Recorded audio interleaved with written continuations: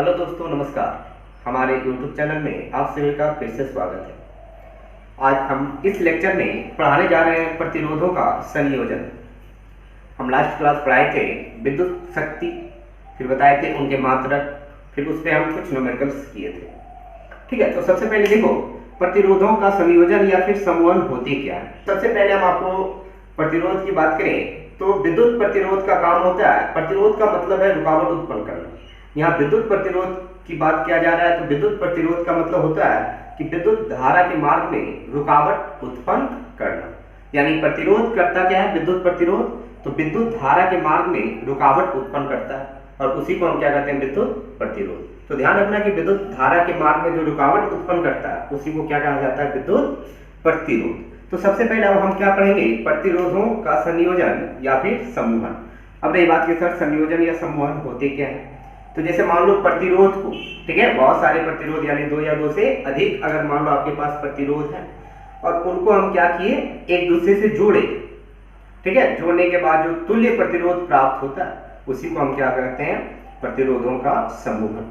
तो सबसे पहले अगर बात करें हम प्रतिरोधों का संयोजन या फिर समूहन पढ़ेंगे तो लिखेंगे प्रतिरोधों का संयोजन।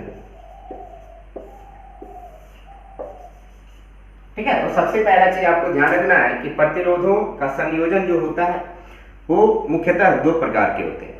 एक होता है आपका श्रेणी क्रम समूहन या संयोजन, दूसरा होता है समांतर क्रम समूहन या संयोजन। ठीक है, तो हमने क्या बताया कि प्रतिरोधों का संयोजन जो होता है वो कितने प्रकार के होते हैं, दो प्रकार के। पहला अगर हम बात करें तो पहला जो होता है वो आपका होता है श्रेणी क्रम समूहन या संयोजन,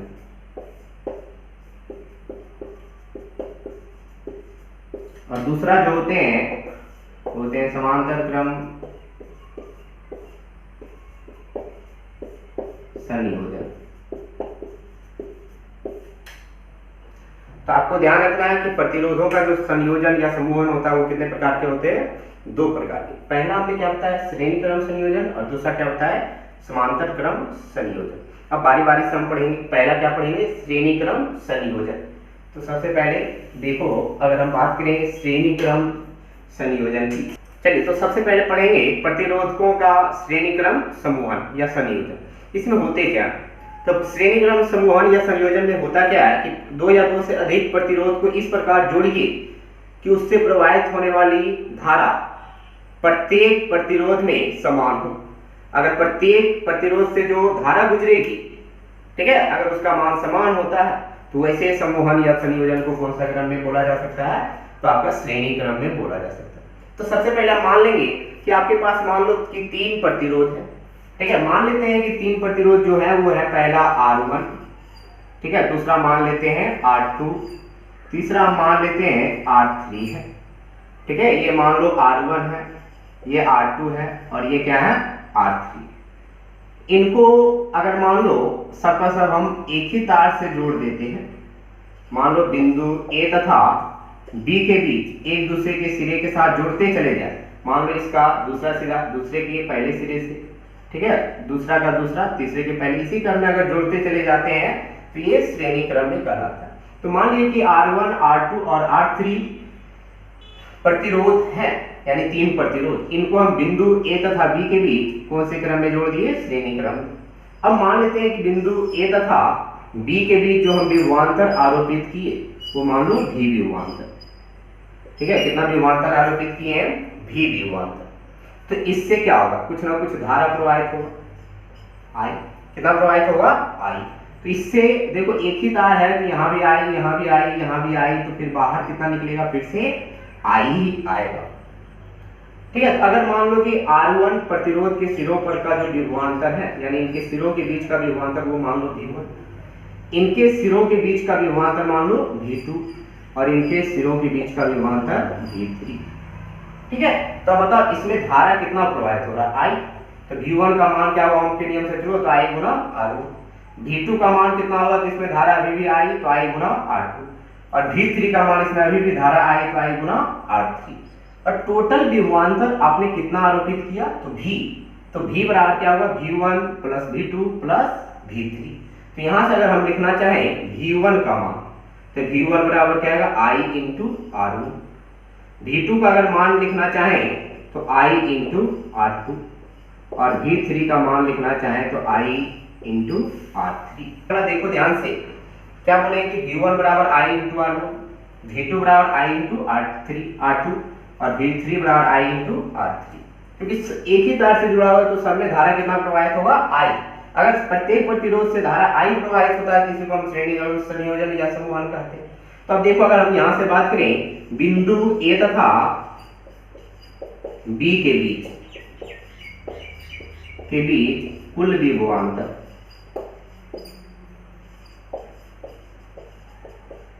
ठीक है, कुल विभवांतर यानी V बराबर क्या आएगा V1 plus V2 plus V3। ठीक है, V1 का मान कितना I इंटू R1, तो V बराबर लिखेंगे I into R1 plus I into R2 plus I into R3। अब देखें तीनों में कितना कॉमन है तो I, तो R1 plus R2 plus R3, इसको मान लेते हैं समीकरण 1। ठीक है, तो सबसे पहले हमने क्या बोला कि बिंदु A तथा B के बीच कुल विभवांतर हमने कितना आरोपित किया V, और यही कितने भागों में बटा तो 3 भागों में V1 V2 और V3। तो V बराबर क्या आएगा V1 plus V2 plus V3। अब देखो V1 का मान I इंटू R1 है, V2 का मान I इंटू R2 है और V3 का मान I इंटू R3। जब तीनों का मान रखेंगे तो V का मान क्या है I into R1 plus R2 plus R3। अब हम क्या करते हैं, हमको निकालना क्या है इस संयोजन से, तो तुल्य प्रतिरोध निकालना। तो तुल्य प्रतिरोध निकालने के लिए पूरे समूहन, तुल्य का मतलब होता है कि पूरे समूहन के स्थान पर, यानी इसमें 3 प्रतिरोध जुड़े हुए हैं, 3 के स्थान पर एक ऐसा प्रतिरोध रख दीजिए कि ये तीनों मिलकर जैसा कार्य कर रहा है वो अकेला उतना का ही मान कार्य करे। ठीक है, तो हम मान लेते हैं कि यदि श्रेणीक्रम संयोजन का तुल्य प्रतिरोध R है, ठीक है, इसका मतलब ये हुआ कि इस पूरे के स्थान पर, तीनों के स्थान पर प्रतिरोध कितना रखना है R, और इनके सिरों के बीच जो विभवांतर आरोपित करना है V होगा, और अभी भी धारा कितना प्रवाहित होगा I। तो V बराबर क्या होगा I गुना R। इसको समीकरण हम मान लेते हैं 2। अब समीकरण को ध्यान से देखिए, समीकरण 1 तथा 2 को ध्यान से देखिए। पहला समीकरण में V बराबर I into R1 plus R2 plus R3 है। दूसरा समीकरण में V बराबर क्या है I इंटू R। तो दोनों का बाईं ओर जब समान है तो दाईं ओर भी क्या होंगे, समान होंगे। तो ऐसे केस में लिख सकते हैं समीकरण 1 तथा 2 से क्या आएगा, तो I R equals to I into R1 plus R2 plus R3। तो I से I कैंसिल, तो R इक्वल्स टू क्या आएगा R1 plus R2 plus R3। ठीक है, तो चलो एक बार फिर से समझेंगे। आपको पढ़ना क्या था, हमने क्या बताया कि प्रतिरोधों का जो संयोजन है वो कितने प्रकार के होते हैं, 2 प्रकार के। पहला होता है प्रतिरोधों का श्रेणी क्रम समूहन या संयोजन, दूसरा होता है समांतर क्रम। तो हम पहला क्या पढ़ रहे हैं, प्रतिरोधों का श्रेणी क्रम संयोजन। तो हमने क्या बताया कि मान लो कि आपके पास 3 प्रतिरोध R1 R2 और R3, इनके मान लो इनको हम क्या किए, तो बिंदु A तथा B के बीच श्रेणी क्रम में जुड़े, और बिंदु A तथा B के बीच कितना विभवांतर आरोपित किए, तो V विभवांतर आरोपित किए। और जब V विभवांतर आरोपित किए तो ऐसे केस में इससे धारा कितना प्रवाहित होने लगा, तो I। इसमें भी I, क्योंकि एक ही तार से जुड़ा हुआ है तो I प्रवाहित होगा। तो अब देखो जब V विभवांतर आरोपित किए तो इनके सिरों के बीच हमने विभवांतर मान लिया V1, यहाँ V2 और यहाँ V3। तो बताओ इसमें धारा जा रहा है I, तो ओम के नियम से अगर चलो, किसके नियम से, ओम के नियम से, तो हम लिख सकते हैं ओम के नियम से। ये ओम के नियम से चले तो V1 बराबर क्या आएगा I गुना R1, क्योंकि इसमें धारा कितना जा रहा है I। V2 बराबर, इसमें अभी भी धारा I जा रहा है तो V2 बराबर I गुना R2, और इसमें धारा अभी भी I जा रहा है तो V3 बराबर I गुना R3। अब हमको देखो यहाँ हम क्या बोले कि बिंदु A तथा B के बीच कुल विभवांतर कितना आरोपित किए हैं, V। कुल विभवांतर जो दिख रहा है वो कितना आरोपित किए हैं, V। तो V का मान किसके बराबर, V1 plus V2 plus V3। V1 V2 और V3 का मान पता है। जब तीनों का मान हम यहाँ रखेंगे और तीनों में कॉमन हमारे पास क्या है I, तो V बराबर क्या आएगा I into R1 plus R2 plus R3। अब हमने क्या बताया, यदि श्रेणीक्रम संयोजन का तुल्य प्रतिरोध मान लीजिए कितना R। तुल्य का मतलब पूरे समूहन के स्थान पर एक ऐसा प्रतिरोध रखिए जो पूरे समूहन में जितना कार्य कर रहा है वो अकेला कार्य करता हो। तो बताइए इसके स्थान पर जब R रखेंगे तो यहाँ धारा भी कितना प्रवाहित होगा I, तो V बराबर I इंटू आर। तो जब दोनों देखो, इसको समीकरण एक, इसको दो, दोनों का बाईं ओर जब समान है तो दाईं ओर भी क्या होंगे, समान होंगे। तो क्या आएगा, आई इंटू आर बराबर I into R one plus R two plus R three. I से आई कैंसिल, तो आर इक्वल टू क्या आएगा, R one plus R two plus R three. तो यहाँ से देखो अगर बात करें तो प्रतिरोधों का जो श्रेणी क्रम समूहन है उसमें क्या हो रहा है, प्रतिरोध, तुल्य प्रतिरोध अगर निकालना हो तो प्रत्येक प्रतिरोध का जो भी मान है उसको डायरेक्ट जोड़ दीजिए, वही आपका क्या निकल जाएगा, श्रेणी क्रम समूहन या संयोजन का तुल्य प्रतिरोध। चलिए अब इसको मिटाते हैं।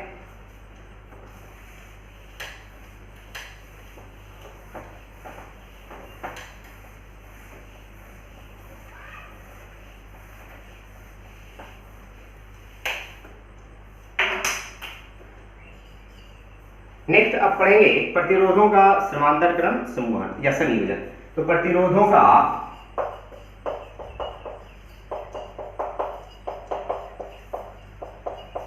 समांतर क्रम संयोजन,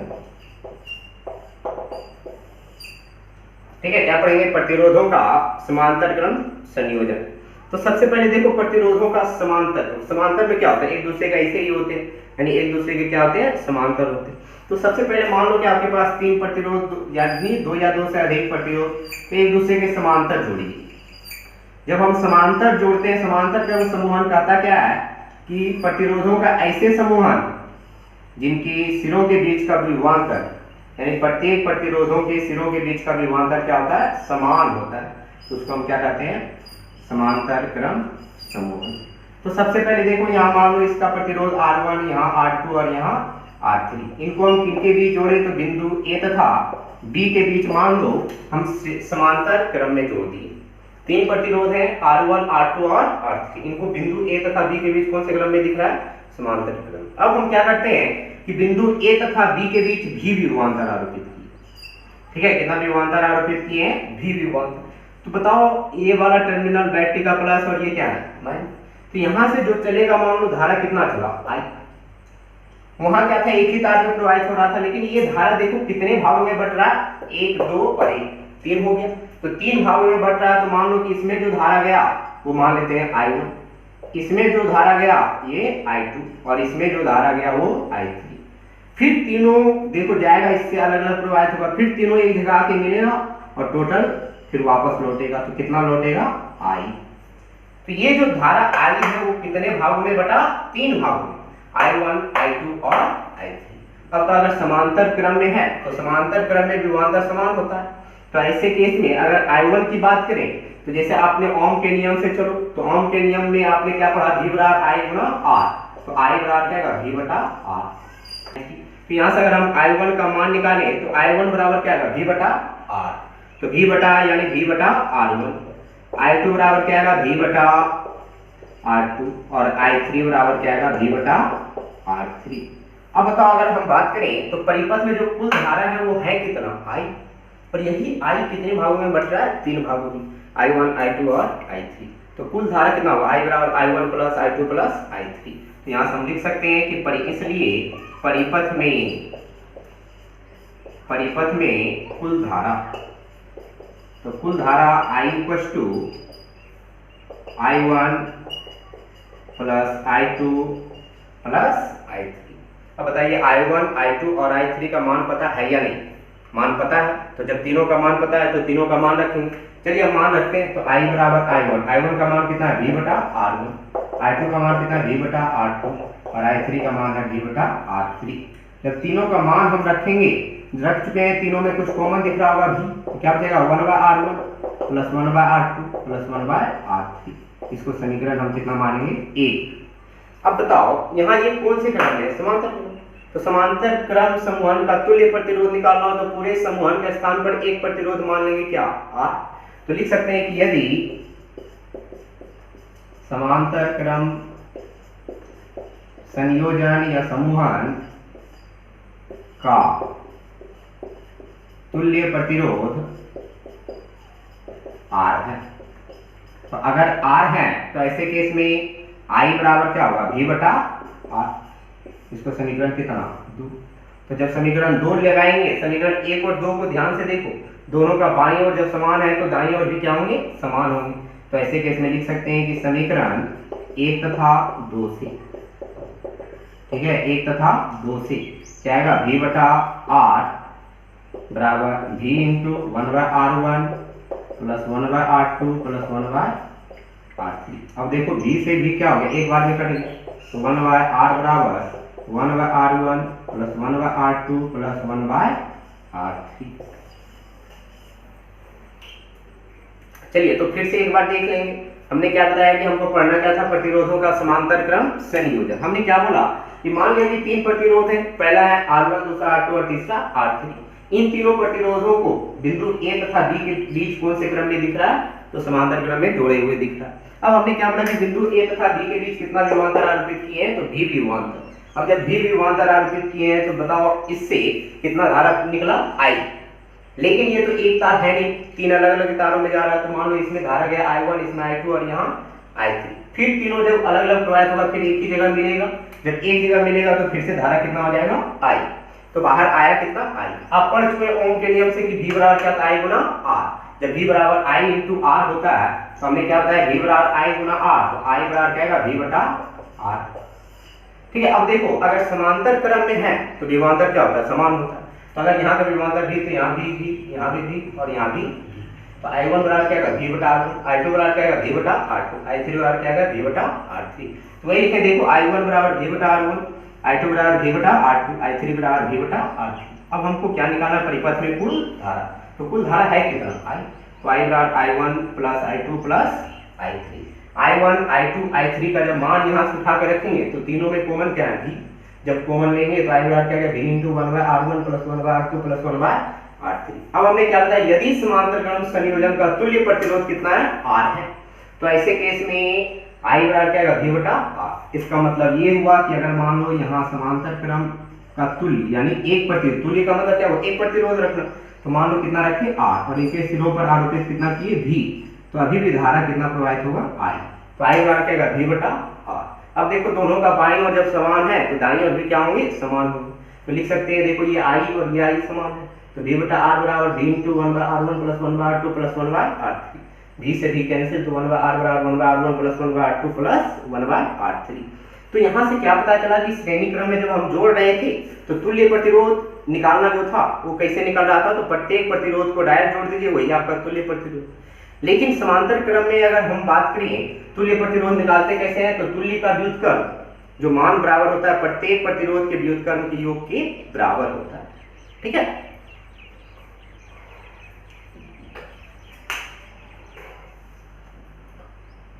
तो चलिए इसको अब मिटाते हैं। अब इस पर कुछ एग्जांपल ले लेते हैं, श्रेणी क्रम, प्रतिरोधों का श्रेणी क्रम और प्रतिरोधों के समांतर क्रम में।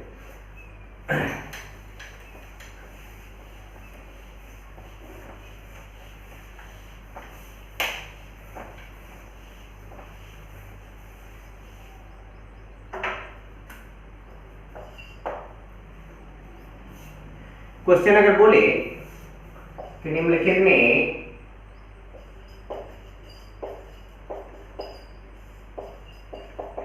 बिंदु A तथा B के बीच तुल्य प्रतिरोध ज्ञात करें। ठीक है, अब देखो पहला बोल दिया कि मान लो यहां बिंदु आपका A है, मान लेते हैं यहां 2, यहां मान लो 3 और ये बिंदु B है। ठीक है, तो क्या बोला है कि बिंदु A तथा B के बीच तुल्य प्रतिरोध निकालना है। तो अब जरा देखो ये दोनों का दोनों एक ही तार से जुड़े हुए। ठीक है, तो ये कौन से क्रम में होंगे, श्रेणी क्रम में। तो श्रेणी क्रम में बताओ डायरेक्ट जुड़ते हैं या उल्टा होके, तो डायरेक्ट जुड़ता है। तो अगर यहाँ से हम तुल्य प्रतिरोध निकाले तो यहाँ से R बराबर क्या हो, कितने प्रतिरोध है, 1 और 1 2, तो क्या लिख सकते हैं R1 प्लस R2। तो क्या लिखेंगे 2 ओम प्लस 3 ओम, कितना ओम आएगा 5 ओम।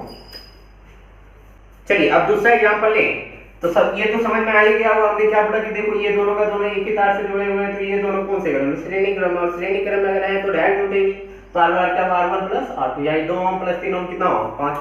दूसरा क्वेश्चन अगर करें तो देखो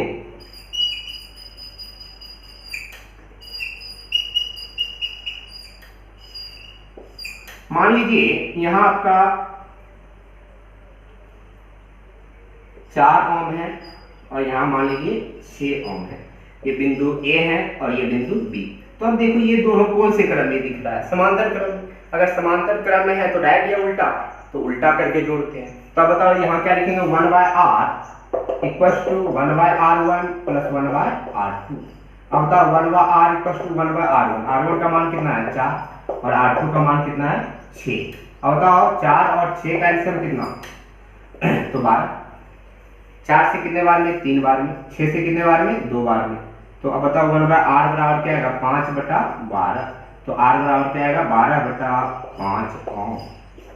ठीक है, तो हमने क्या बताया पहले सुनो, ये दोनों देखो ध्यान से कौन से क्रम में दिख रहा है, एक दूसरे के समांतर दिख रहा है, यानी इन दोनों का एक सिरा एक बिंदु और दूसरा सिरा दूसरे बिंदु से। तो ये कौन से क्रम में होंगे, समांतर क्रम में। और जब समांतर क्रम में है तो इनको उल्टा करके जोड़ते हैं, तो यानी तुल्य का व्युत्क्रम बराबर प्रत्येक प्रतिरोध के व्युत्क्रम की योग के बराबर, यानी 1/r1 प्लस 1/r2। r1 का मान 4 ओम और r2 का मान 6 ओम।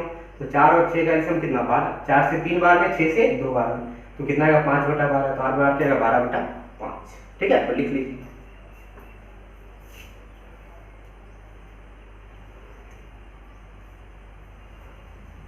चलिए एक और एग्जांपल ले लेते हैं।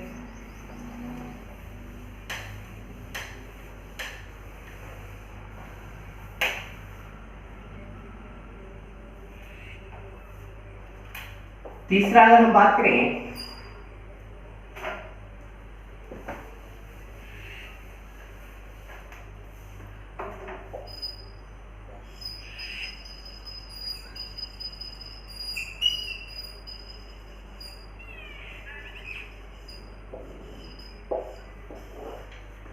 यहाँ मान लीजिए ए है और यहाँ बी। मान लो यहाँ 2 ओम, यहाँ 3 ओम, यहाँ मान लो 4 ओम और यहाँ 6 ओम। जरा देखो तो ध्यान से इसको देखिए, ये ना तो पूरा का पूरा श्रेणी क्रम में और ना तो पूरा का पूरा समांतर क्रम में। लेकिन यहाँ से आपको एक चीज दिख रहा है, ये दोनों को ध्यान से अभी इतना ही देखिए, ये दोनों कौन से क्रम में दिख रहा है, श्रेणी क्रम में। और ये दोनों कौन से क्रम में दिख रहा है, समांतर क्रम में। तो हम क्या करेंगे, मान लो कि इन दोनों का तुल्य हम मान लेंगे r1 डैश। ठीक है, हम क्या मानेंगे, मान लो r1 डैश। और इन दोनों का, ये दोनों समांतर क्रम में है, तो इन दोनों का तुल्य हम क्या मानेंगे, r2 डैश। ठीक है, यहाँ b और यहाँ a। अब रही बात कि सर कैसे माने, तो बताओ ये दोनों कौन से क्रम में, श्रेणी या समांतर, श्रेणी क्रम। तो श्रेणी में कैसे निकालेंगे, 2 + 3। तो r1 डैश का जो मान आएगा वो श्रेणी क्रम में डायरेक्ट जुटेगा। अगर मान लो अभी जैसे हम बताए थे कि ये दोनों सिर्फ इतना देखो, अगर ये दोनों होता तो तुल्य कितना होता, 2 और 3। तो 2 और 3 श्रेणी क्रम में है तो डायरेक्ट जुटेगा, तो 2 + 3 कितना, 5 ओम। तो 2 ओम + 3 ओम कितना ओम आ गया, 5 ओम। तो यानी इसके तुल्य का मतलब क्या होता है, समूहन के स्थान पर कितना प्रतिरोध, 1। तो अभी इन दोनों का ही तुल्य मान, यानी इनके स्थान पर आप कितना प्रतिरोध रखेंगे, 1, जिसका मान क्या माने, r1 डैश। और r1 डैश का मान कितना होता है। अब देखो ये दोनों कौन से क्रम में है, समांतर क्रम में।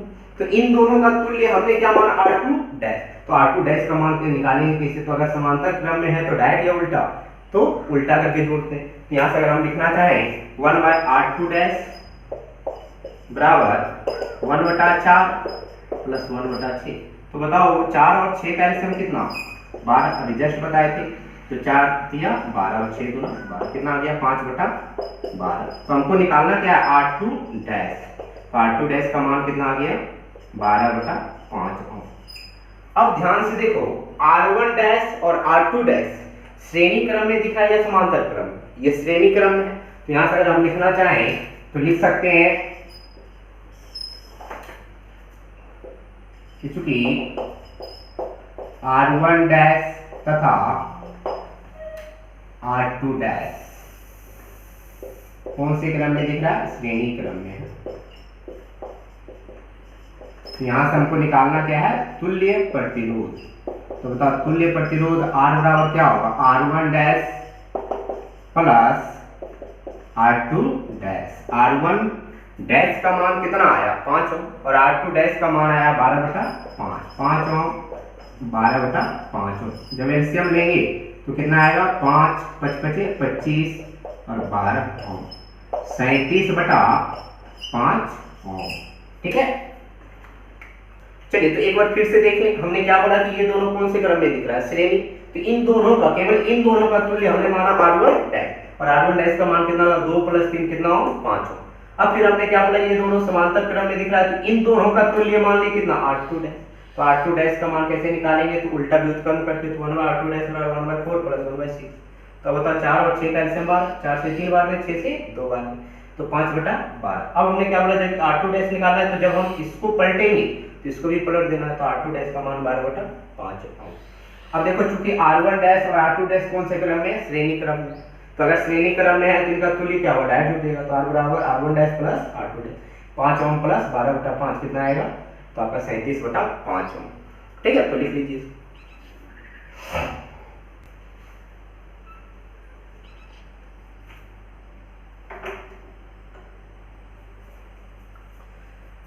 हमारे सारे स्टूडेंटों से रिक्वेस्ट है कि लिंक को अपने पूरे ग्रुप में शेयर कर दें और सबको इन्फॉर्म कर दें कि हम जो है क्लासेस यूट्यूब पे ले रहे हैं।